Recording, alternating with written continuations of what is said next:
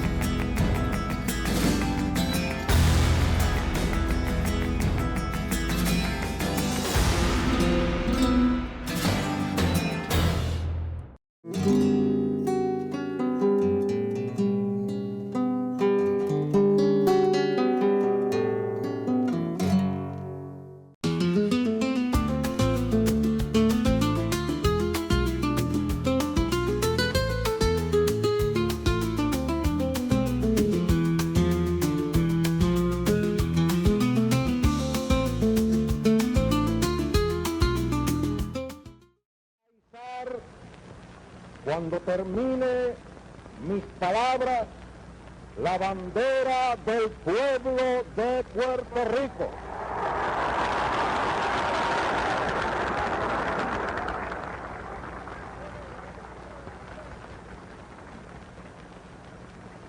La voy a izar al fundarse el Estado Libre en voluntaria asociación de ciudadanía y de afecto.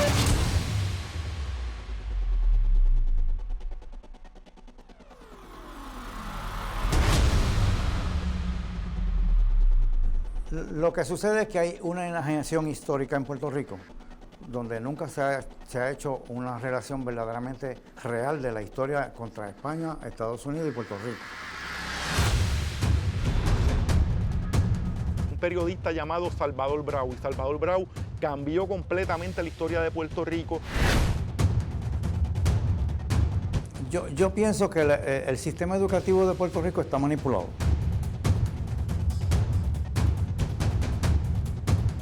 Está manipulado de cierta manera en donde se nos quiere enseñar lo que el sistema quiere, no la verdadera historia de Puerto Rico. Sencillamente que casi el 80% de la población de este país tenía y tiene sus orígenes en distintas partes de España. Cuando Juan Ponce León pone su asentamiento en Puerto Rico, se toma de mujer a una indígena y nacen esos primeros puertorriqueños mestizos. Ahí podemos decir que ese preciso momento es donde nace el gentilicio de los puertorriqueños. Desde que la isla adquirió el nombre de Puerto Rico, podíamos decir que fue la epigénesis del fenómeno ese de llamarnos puertorriqueños. Así que la descendencia de nosotros es un crisol de razas que tiene que ver con las razas europeas.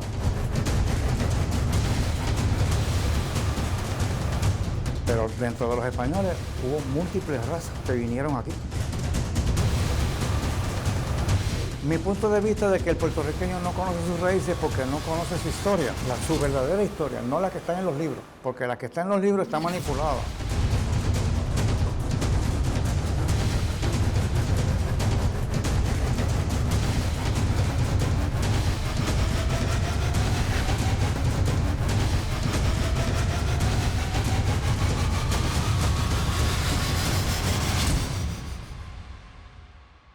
Y ya en ciertos círculos en España empiezan a reconocernos como los españoles perdidos o los españoles secuestrados de 1898.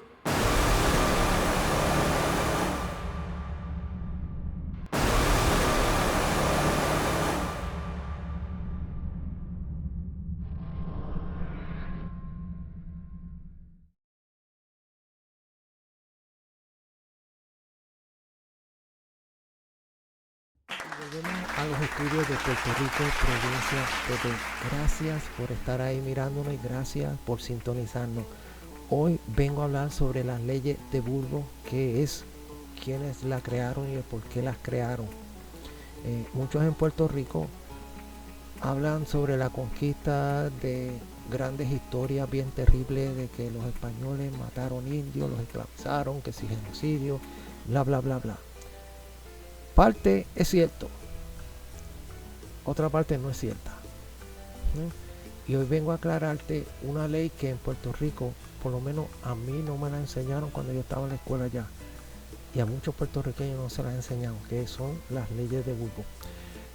Vamos a hablar y vamos a utilizar una referencia que encontré en el internet, que las tengo aquí, y las referencias vienen mayormente de España. La referencia que voy a utilizar es del diccionario prehispánico del español jurídico, y voy a utilizar otra que dice las leyes de Burgos de 1512 y la doctrina jurídica de la conquista. Voy a utilizarla para que sepan de dónde estoy sacando la información, que no me la estoy inventando. Yo no hago eso. Una persona que habla de historia a nivel profesional siempre usa referencias bibliográficas fidedignas, las investiga primero y después pues realiza y las habla como debe de hacer.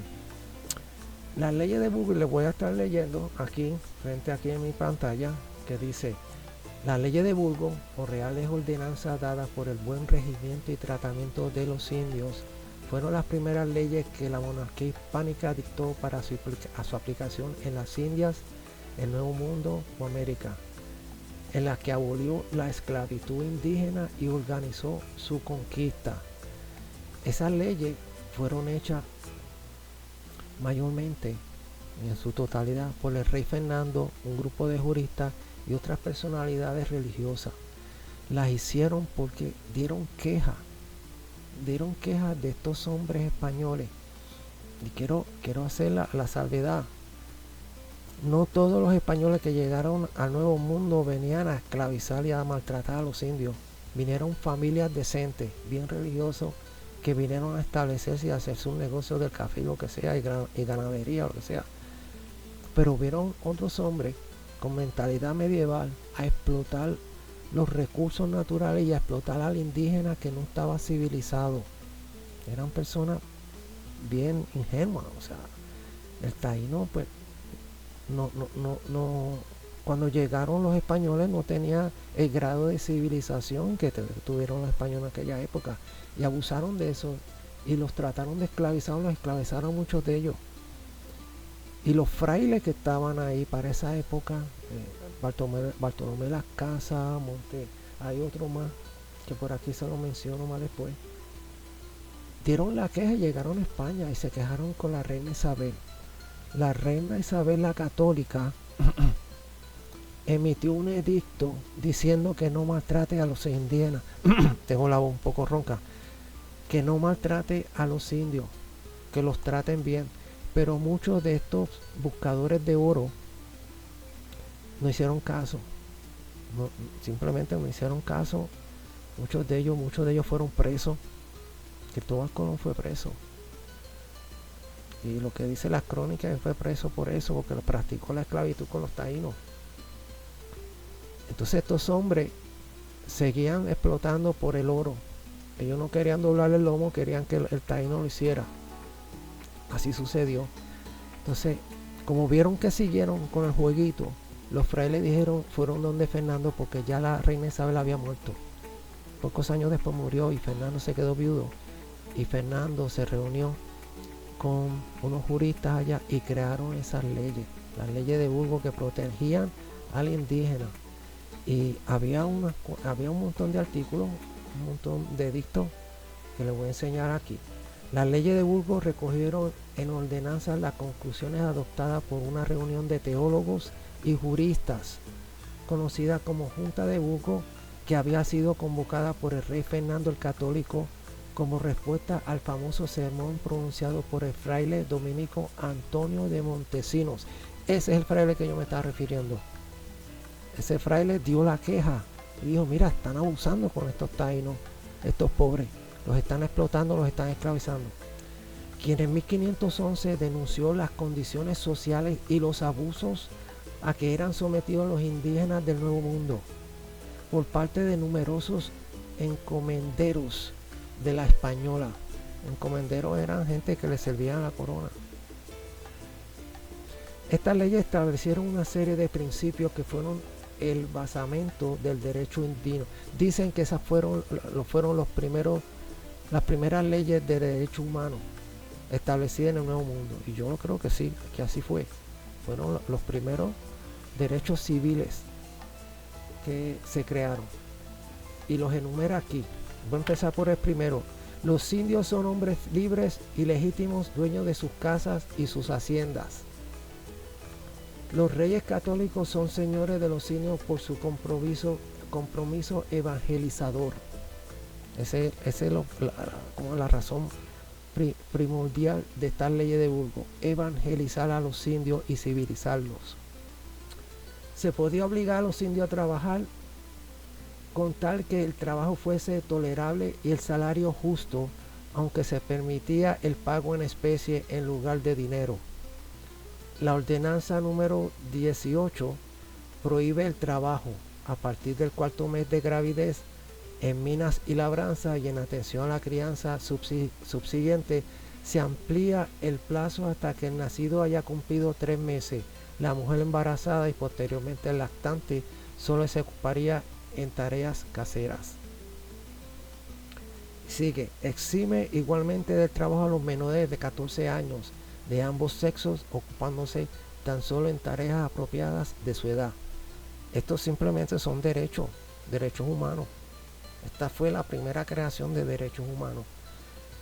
Las indias casadas solo podían trabajar en la mina por voluntad propia u orden de sus maridos. Mira qué bien. Dedican varios de sus preceptos a los indios caciques y a sus descendientes, ya que su situación social era respetada. O sea, los caciques no los podían tocar. Eso sí que estaban bien.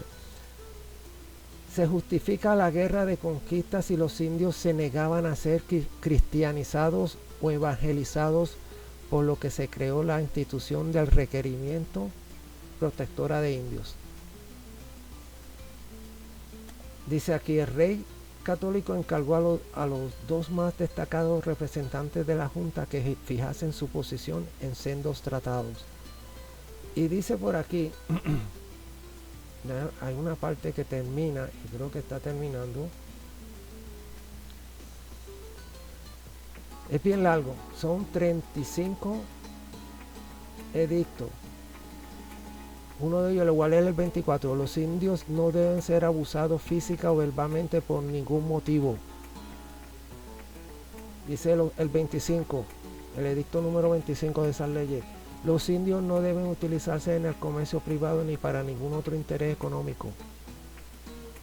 El 26, los encomenderos que tienen a sus indios trabajando en minas distantes combinarán esfuerzos con otras propiedades para ayudar a proporcionar alimento a los indios. A los indios, el 27, a los indios de otras tierras también se les debe enseñar las cosas de la fe católica. Deben ser tratados con amabilidad a menos que sean esclavos. Si muere un encomendero, su sucesor toma el control de los indios. Deben designarse 2 inspectores por cada estado. Al final dice, ustedes se preguntarán, pero ven acá, está volviendo a la esclavitud, pero ahí está hablando de que siguen trabajando como para otro, ¿sabes? Como si fueran esclavos. Dice la última: después de 2 años de servicio, los indios pueden irse. Para entonces serán cristianos civilizados y adecuados, capaces de gobernarse a sí mismos. Que dice que iban a estar bajo esas condiciones, donde iban a trabajar para los encomenderos, pero era con unas condiciones que no eran unas condiciones de maltrato, eran unas condiciones de un respeto. Mire, déjeme decirle una cosa: si tú vas a decir que eran esclavos como quiera, pues nosotros somos esclavos en el tiempo moderno. Yo tengo que salir a trabajar para otra persona, para enriquecer a otra persona, o enriquecer a un grupo de capitalistas allá en Taiwán. O sea, vamos a ser honestos, trabajar para otro. Estaban aquí la ley de Burgos, lo que pretendía era evangelizarlo y que no trataran con crueldad a los taínos. Y eso fue lo que hizo. Ellos siguieron trabajando, pero no se le podía tratar con crueldad y a la misma vez se le iba a evangelizar. Y vuelvo y repito la última, después de 2 años de servicio, los indios quedarán libres, pueden irse. Ahí nace la teoría de que los indios no fueron extinguidos, los taínos, porque esa ley los protegió y después de 2 años quedaban libres, se civilizaban y se mezclaban con el resto de la población. Ya aprendían a hablar español, practicaban la fe católica, hacían trabajo. O sea, esa es la teoría de que no se extinguieron como están diciendo por ahí. Tú vas a Puerto Rico y que vas a ver gente con tejas y trigueñas y pelo lacio. No, eso no es africano, eso es de taíno, ¿sabes? Okay, así que los dejo con esta. No puedo hablar completamente de esta ley porque esta ley es bien larga, es bien extensa y me tomaría horas y horas y horas para hablar de la misma. Así que los dejo con esa. Dejen sus comentarios abajo de lo que ustedes opinan y nos vemos en la próxima cápsula de historia. Dios los bendiga.